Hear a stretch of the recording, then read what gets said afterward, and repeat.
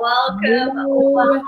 Whew. Coffee chat with Christina Lindsay. Not gonna lie, Christina and I are like fumbling this morning, which is perfect for our conversation today about finding. We are good in the group. Yay! We were concerned about technical difficulties, so I was troubleshooting our technical difficulties. And if you know us at all, neither one of us should be troubleshooting any technical difficulties. And my God, it's really showing at all, not at all. Well, so this one, guys, welcome. First coffee chat here live in our free group here, which is Bariatrics Beyond the Honeymoon. So we're super excited to be here. This is something you're going to see if you're new to the group or if you're new to us. Every week we do a coffee chat, and we're also doing a weekly question and answer session. I don't know if it's Thursday or Friday. We have to talk about that still. But that is coming for you guys to answer all your questions. But on these weekly chats, what we tend to do is we come up with different things that we see coming up in our groups over and over and over again, and we chat about them. So Christina and myself, for those of you guys who don't know, we are the owners of Sassy Evolution and this group. So welcome. Yeah. We always forget that people don't always know who we are, so sometimes we forget to answer that part of it. For those of you who don't know, we'll just tell kind of a little bit about our background. I myself am actually a bariatric patient. I had surgery just over 4 years ago. I went to Mexico for my surgery. There was a 2-year waiting timeline locally for surgery, and I was like, I don't have that kind of time.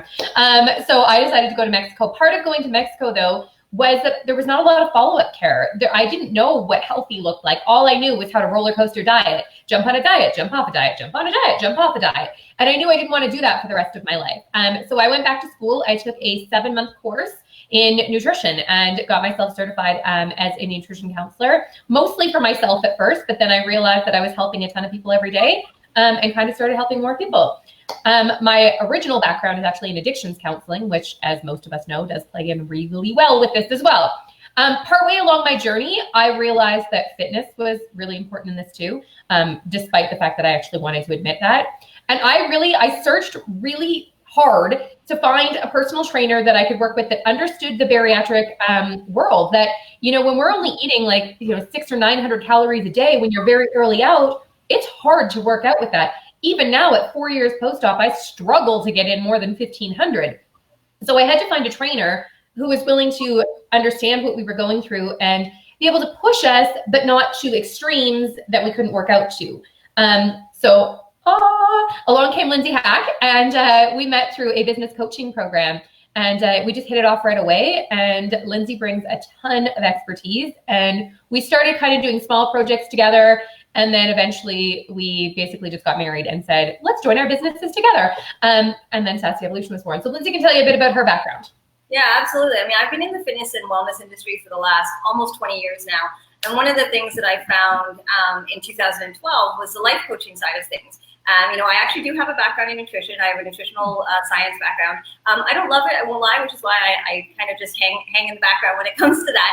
But I was finding with clients that I was working with that with the workouts and with the nutrition, I still wasn't seeing, and they weren't seeing the results that we were really striving to get to. And then I was introduced to life coaching when I moved to Australia and had to research some of my certifications. And it was almost like this light bulb went off, and I was like, holy moly, this is like the holy part of the whole puzzle. And so you will hear Christina and I talk a lot about what we call either the 4 pillars, or we call them puzzle pieces. We call them lots of different things. And it's all about the nutrition, the fitness, the mindset piece, huge, which is what we're talking about today, and the support piece, which is why we have this group in the first place.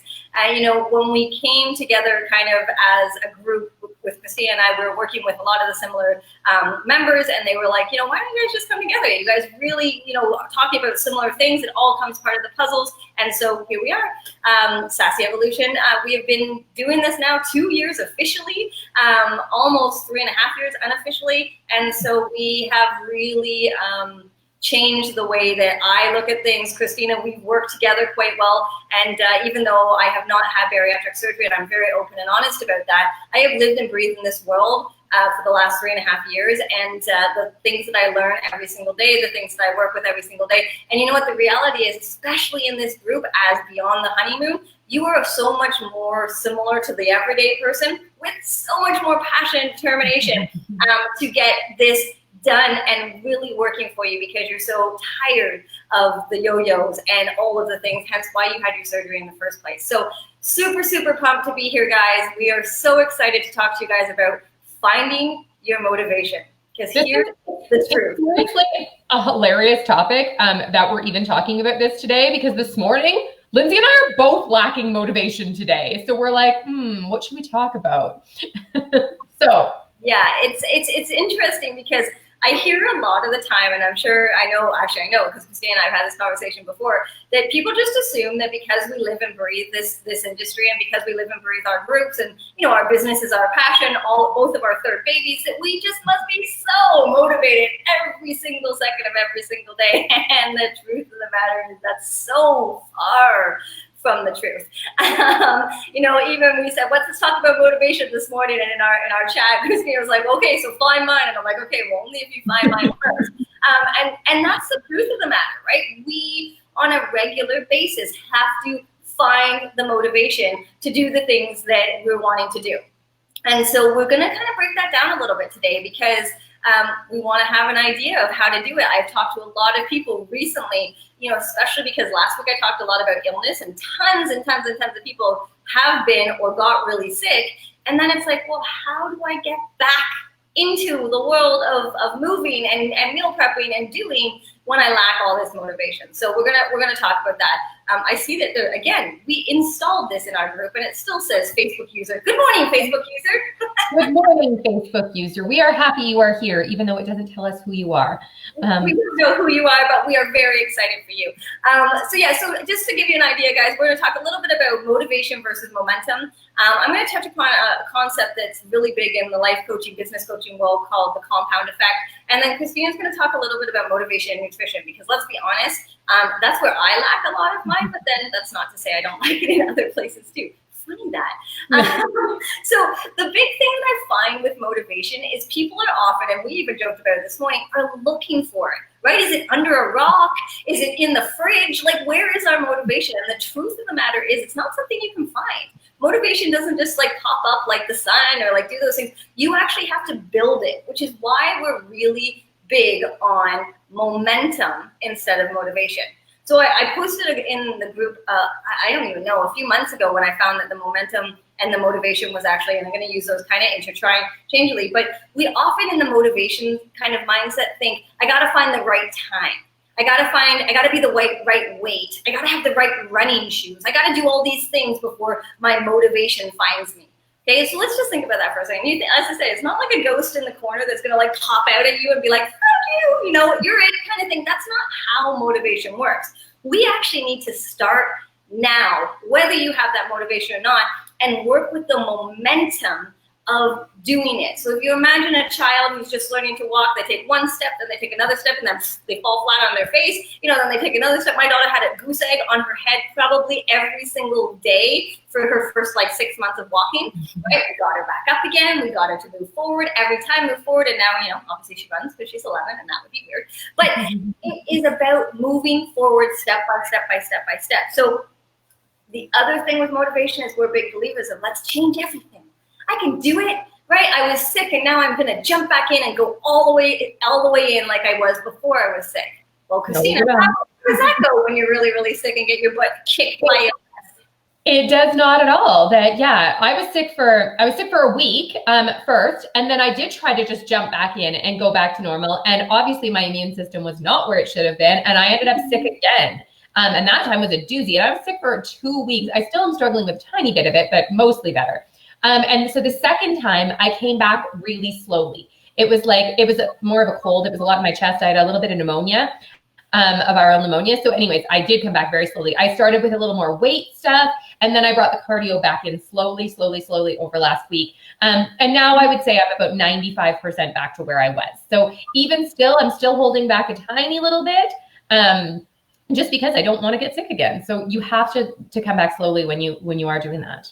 Absolutely. And we talk about this a lot. I mean, if you've ever been part of our Get Back on Track challenges or, anything, we always talk about pick one thing and focus on that one thing and really work with it. So when Christina came back, she's like, okay, I gotta get a few things ready for my meal prep, which she's gonna talk a little bit about that when it comes to meal prepping. And then it was like, okay, I'm gonna do one workout instead of just teach it, instead of just instruct it, I'm gonna do one, but it's gonna be an upper body one because I don't wanna tax my lungs, because obviously with the walking pneumonia.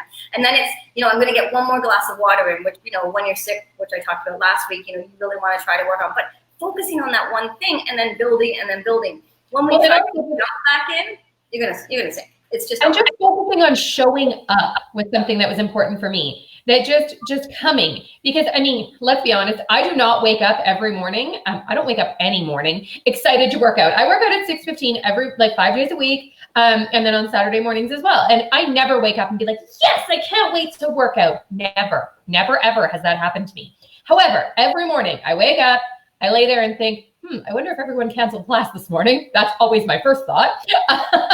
But then when I see that nobody did and we're still going to go ahead, I put my feet on the floor and I'm like, okay. And then, I get up and I get my clothes on and I'm like, okay, I got my clothes on. And then I go to the kitchen and I grab an energy ball or a protein bar or whatever I'm eating. And I grab that. And then I come into my office and I turn the lights on and I sort of just get started. And every step I'm like talking myself through it. It's, let's just do this. Let's just do the warm up. Let's just do the first set and see how you feel. Let's just do the next set and see how you feel. Let's just go until halfway. And if you don't feel it then you can quit. But I'm always telling myself, just the next step, just the next step. So for me, it's so much about just showing up. Because if I show up, I'm going to do the work 99% of the time. But I could convince myself to not show up on a regular basis. So that's why for me, the online classes work so good, because there is no way that I would drive my butt to the gym every morning. For those of you who do, I bow to you. But I cannot do that. I am going to talk myself out of it 729 times on the way there. So my commute from my bedroom to my office is so much easier for me than having to get in a cold car and drive myself somewhere and then get out of my car and walk out. No.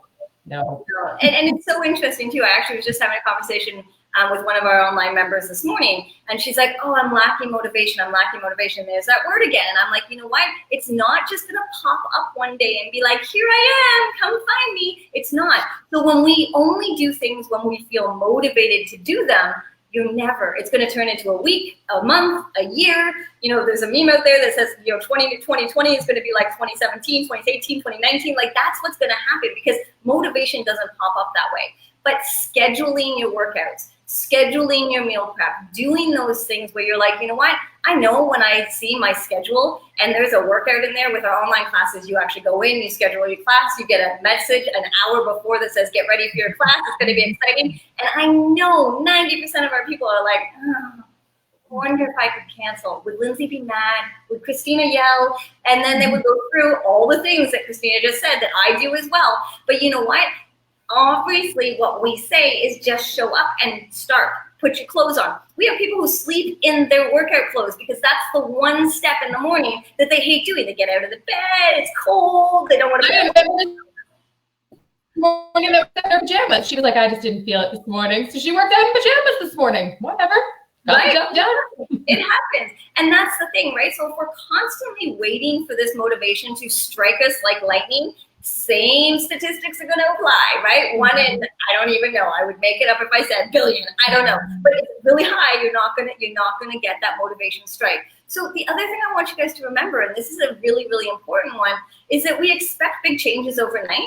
We expect them, right? We live in the microwave world. We want to happen. We see pills that are going to lose 35 pounds in 10 days, right? We expect it. But what you should change that thinking to is expect that the journey is going to take time, effort, and a shit ton of energy. And you know what? It's worth it. But man, does it take the time and energy. And we always hear people say, I can't wait to get there. Maybe it's a race. Maybe it's a weight goal. Maybe it's a whatever. And I'm like, you know what? That mentality of getting there, first of all, there never exists, because it will always be changing just a little bit, right? There. And then once you get there, sorry to say, guys, is that you still have to do the work to maintain there, right? You can't just be like, oh, that's it, let's go. Yeah, I've arrived. I don't have to ever work out again. I can eat like crap again. I can do all those things. It doesn't happen. So keep going when things get hard. This is momentum. Keep going when, you know, you have to get up and you really don't feel like getting up. Now, of course, there's aspects on like being sick or something like that, right? When Christina was sick, it was like, no, you're not doing your workouts. That is not lost from a motivation or momentum point of view. That's we have members sometimes that they're like, you know, it was 4 o'clock in the morning. I was still awake. I hadn't slept yet. That's a different scenario than, you know, you went to bed at a reasonable time. Maybe you didn't sleep fantastic, but you still slept. Like there's extremes in all ways. But the thing is that we have to figure out what's an extreme, what's an exception, and what's just real life. That, I mean, there are many mornings when Lindsay and we haven't slept well the night before. Our kids were up in the night. You know, the puppy is up. We both have puppies. Hers is younger than mine now, but we both have puppies. Puppies, kids, everything. Like real life happens to everybody. And I mean, there are many, many times when we don't want to do it either, but you just show up. Do the first step. Get, like Lindsay said, get dressed, put your shoes on, turn on, press play, do whatever you got to do. If you drive to the gym, get in your car. If you're thinking about doing your meal prep, get your recipes out, put them in front of you, whether they're, you know, digital on your phone or they're printed recipes. Get your ingredients out, set them on the counter. Like just one thing at a time. And then you're going to build that momentum that Lindsay's talking about. Every step you do brings you closer. And then the more often that you do it, the more it just becomes habit and routine. It's like when you go to work in the morning. I mean, most of us, even if you love your job, you don't want to go to work in the morning. You want to stay in your cozy bed. You want to, you know, chill. You want to relax. It's why weekends are so cool. Nobody wants to go to work. That's why they have to pay you. So even if you love your job, you still have to, you know, have some bribery to get there. So you need to, but when you do your routine every morning, you just get there. And it's just something that you do. When something is important to you and you have to do it, you just get it done. And the more often you do that same routine, the easier it gets. My kids were off school last week and today was the first day back to school, and watching them get into routine this morning, they both woke up and they were zombies, like sitting at the breakfast table, like just like angry, grouchy little zombies. And I'm like, hello, come on, let's go. But they're just not used to having to get going right away. That they're like, oh, you know, last week we just got to kind of wake up on our own terms. It wasn't that they were waking up at a much different time, but they just kind of got to get moving on their own. So then it's going to take us a few days to get back into routine. But then once we do, by Wednesday, they'll just be, okay, it's, you know, basically on autopilot. And that's how it goes for the workouts and for the meal prep, and even for your mindset. The more often you think healthy thoughts, the more often you tell yourself healthy things, the more often you do all of that, the easier it becomes over time, because it just sort of becomes the way your life is. Yeah, absolutely. And one of the things we see so often, and sometimes, I won't lie, we kind of get up on our soapbox and we have these big like rants about it, is we see people moving from plan to plan to plan to plan. This could be nutrition, this could be workouts, right? It doesn't matter. I mean, with our workouts, we do try to change them up enough that people don't get that kind of lack of motivation. But when you think about a plan, when you're in motivation mode, that motivation mindset, you are going to find a lull, and you are going to be in a place where you're like, oh, I'm so tired of eating this, or I'm so tired of baking that, or doing whatever. And then all of a sudden our first thought is, let's move to a new plan, because then your motivation, it does come up a little bit. You might get excited about something, but then the motivation will still decrease. That's what motivation does. It decreases. But the good thing about momentum is it builds, it builds, it builds. And so this is a really, really interesting one. So if you've ever read the book called The Compound Effect by Darren Hardy, okay? He's a public speaker. I don't know what his actual title is, business, life, whatever. But we use it a lot with my daughter. So my daughter has a retainer that she wears and she hates it, but she wants beautiful teeth.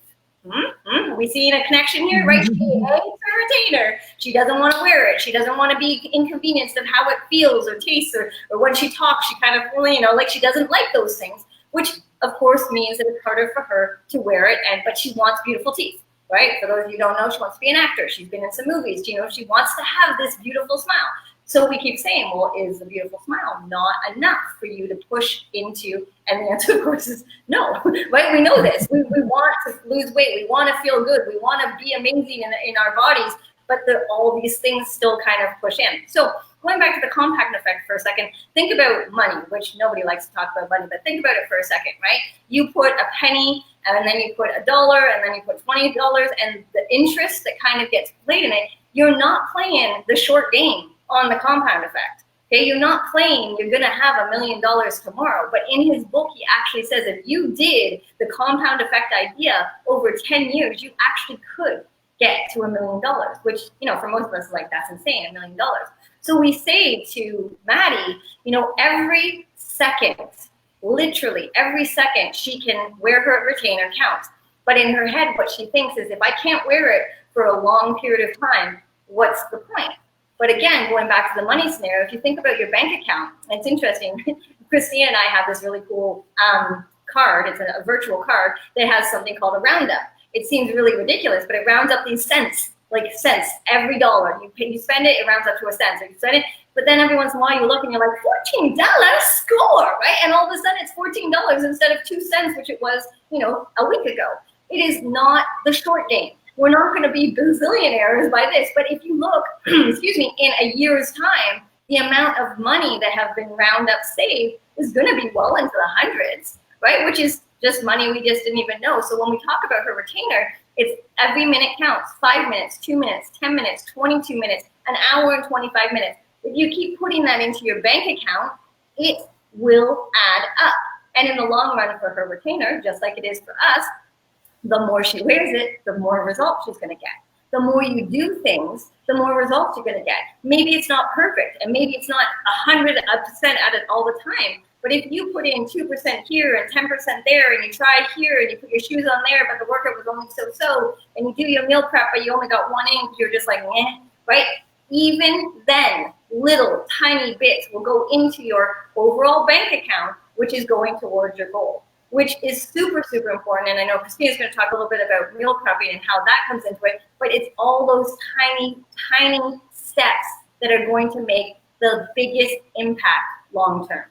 I always see people when it comes to meal prep, they're like, I don't have time to meal prep. I can't spend 4 hours in the kitchen. I can't make 12 recipes. My family doesn't like leftovers, blah, blah, blah. There's so many reasons why people can't meal prep. Throw all of those reasons out the window. I have actually gotten more used to kind of doing like a tiny meal prep. And I just find Dallas and I don't eat a ton of food. The kids don't always eat the same things as us. So I just find it difficult to do this giant meal prep. So now, generally speaking, what I do on the weekend, and I usually do it on Sundays, but yesterday I didn't finish all of it, but I usually have something ready for my pre-workout in the morning. That's because I am not creating anything. I am not even pouring a bowl of cereal before I work out in the morning. As I said already, I throw my clothes on, I stumble down the stairs. I have to be able to grab something and put it in my mouth. It has to be super easy, mindless, everything. So I will do energy balls. Sometimes I'll just use a protein bar if I have like a packaged protein bar. I thought I had my wrapper here, but it's gone. I will do sometimes protein pancakes I'll do, and I just grab them and I throw peanut butter on them cold and eat them. Not everybody can do that, but I like them. So whatever, muffins, like a protein muffin or something. So I always do a prep for that, because I know if I don't prep that, I'm not eating right at that time of the day.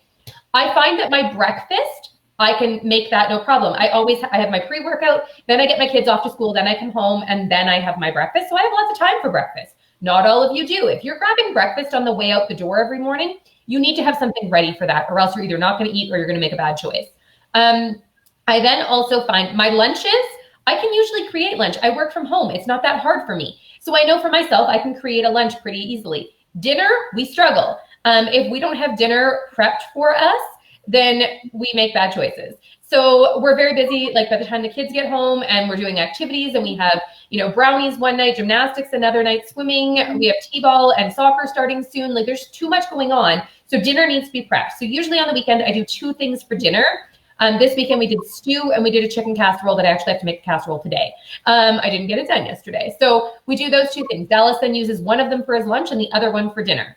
And then on usually Wednesday night, we cook something fresh. So we'll do just like chicken and vegetables, or, beef and vegetables, or whatever. It's just something more simple. And that's mostly what my meal prep consists of right now, because I just figured out in my head, what are the times that I fail at eating well? And let's prep for those times. But the times that I succeed and I do really well, I don't need to have a plan for all of those moments of the day. So that is kind of how I've broken down my meal plan. Is I don't overcomplicate it. I keep it super simple. I make like 2 to 3 things. It's very, very easy. And it takes me very little time. I use my Instant Pot a lot. for meal prep, because last night I literally threw all the stuff for stew in there. I bet my prep time was like 5 minutes, and then it stayed in the Instant Pot for 35 minutes, and then it came to pressure, cooled down, and I put it in a bowl and put it in the fridge. It was very easy. I'm all about making things as simple as possible when it comes to prep, because I don't have time to do a huge prep either. And even if I do have time, I don't want to. So making things as easy as possible. And then the more often you do your meal prep, then you get used to it. Because even though on Sunday you don't feel like doing it, do you feel like cooking dinner on Tuesday, on Wednesday, on Thursday? Do I feel like making something before that workout every morning? No. So I do it all in one lump, and then I don't have to do it over and over and over again. So I find that the payoff, essentially, as Lindsay was just talking about, the whole compound effect, like the payoff of doing it in advance, it pays itself forward later on in the week, but then I get to chill a little bit and I don't have to worry about those things. So finding in your plan what times are needed, what meals are required, and when you have some time to throw those together. But if you think you're prepping, 7 days a week, and you're going to have 3 meals a day prepped and all your snacks prepped. And I mean, there's people that do it and they're superstars, but this isn't one of them. So. Well, and if you just heard what Christina said, you're like, oh my gosh, and I'm like 300 feet down from that. What I do is I just focus on one thing. I don't mean, because if you know me, you know very well that for me, it's not something that I strive to do. It's not something that I like to do. It's something that I try to do. So I'm all about trying one more. That's my motto. My motto is try one more time. Do one more better. Do one more, right? And so for me, I also find that I'm very much like Saturdays and Sundays for me are not a great time to meal prep, because I have the kids home all weekend long. When they're not, and I'm working at while they're at school, some days I get up stupid early, and that's when I'm throwing chicken in the crock pot. Like, I don't have a set schedule in the sense of like, this is when I do things and this is how I do it, but it's all about that one more. If I have one thing set for today, then I'm better than I was yesterday. And next week, if I have 2 things set, like maybe I'll make a protein ball, which I didn't have last time. I was like, score, right? Because exactly like Christina says, you don't gain time throughout the week, right? That's the one thing we know that realistically, I always joke about the meme that's out there that's like, who knew that adulting was about figuring out what was for dinner every single day for the rest of your life? Like, that is probably one of the things Ben and I are like, oh God, what's for dinner? I hate that question, right? But the more you have planned, the more you're like, oh, okay, well, that could work for dinner. I like to make eating as mindless as possible. It's part of why I got overweight in the first place, was eating was mindless for me. That I just, I'm hungry, I will eat food. Oh, I'm hungry, I will eat food. And then I found when I had surgery, I became obsessive about what am I going to eat next? What am I going to eat? And it was always on my brain. And so it weighed me down like all the time. And so now I want it to be mindless but healthy. So I'm like, if I have food prepped in my fridge all the time, and I've posted pictures of my fridge all the time, and yeah, like I open it up and there's choices for me. And it's just very easy. It's grab this, put it in my belly, grab this, put it in my belly. And the easier it can be, the easier I stay on track. Because if I don't have that mindlessness, then I have the drive-through mindlessness or the order pizza mindlessness, or because I don't want to think about what's for dinner. I also, as much as I like to cook and I like to, do that stuff, I hate the what's for dinner. Like I despise that. It's not something I enjoy whatsoever, of making that plan every single day. Yeah, and then this is the biggest thing, guys. I'm going to wrap up because we try to keep these to 30 minutes. Is when it comes to finding, I of course use quote unquote motivation, just remember that there are things that we don't want to do on a regular basis. Just like our kids don't want to get up for school this week, right? Just like, our bosses probably don't want to tell you to do things. There are things we don't want to do. And so when it comes to finding that motivation, it ain't jumping out. It's not coming up from under the bed or out of the closet. It's you saying, I'm going to do one more thing. I'm going to try one more. I'm going to put one sock on, then I'm going to put the other sock on. Like, I don't know what it, sometimes I feel like I'm trying to like drag my children are a little bit older now, they're 9 and 11, but like that 5-year-old, I mean, Christina, where it's like trying to get them out of the house and it's like, I can't find my sock. I can't find it. That's how I feel sometimes in the mornings, because I am like trying to think of every reason why I shouldn't put that next sock on. And what about my neck? I don't want it. I get stuck in my sports bra. I don't want to put it on, right? Like I have all these things go on, but we push and we go slowly, step by step, and eventually you get in class. If it's online classes, I'm like Christina, I teach 5:30 every morning. I taught the 4:30 a.m. class this morning. I was like, but Sounded like a good idea last night to help that out. But anyways, it's one of those things you have those moments to just talk yourself through. Momentum, not motivation. So stop thinking you're gonna find it. You're not. And do one more thing today than you did yesterday. So find one thing that you can do today that you didn't do yesterday. One foot, as somebody just said in the comments, put one foot in front of the other. Just move forward with one thing. And don't focus on all the other things and all the noise in the background. One thing and push yourself forward and stop looking for motivation, because like Lindsay said, you're not going to find it. It's not. And one of the things I love, I see it a lot of the times, is that little jar with marbles in it. And every time you do something towards your goal, you pick the marble up and you place it in. To go from a 0 marble to a big marble is a big jar of marbles is very helpful. I guess you could say motivational, but it's that momentum. It's that step forward. Anyways, guys, so we will then take this, and it will be a blog post on Saturday and an email on Thursday, so you guys can kind of get both Christina and my perspective, because we each do one of each, and it will be sent to your email list. If you're not on there, let us know. Go jump in, and otherwise it will be on our website, on our blog post on Saturday. And if you guys have any questions specifically about what we're talking about, reach out and let us know. But we're also going to be doing our Q&A, and we'll confirm time with you on that. You can always ask there as well. Perfect. Fantastic Monday, guys. Bye-bye.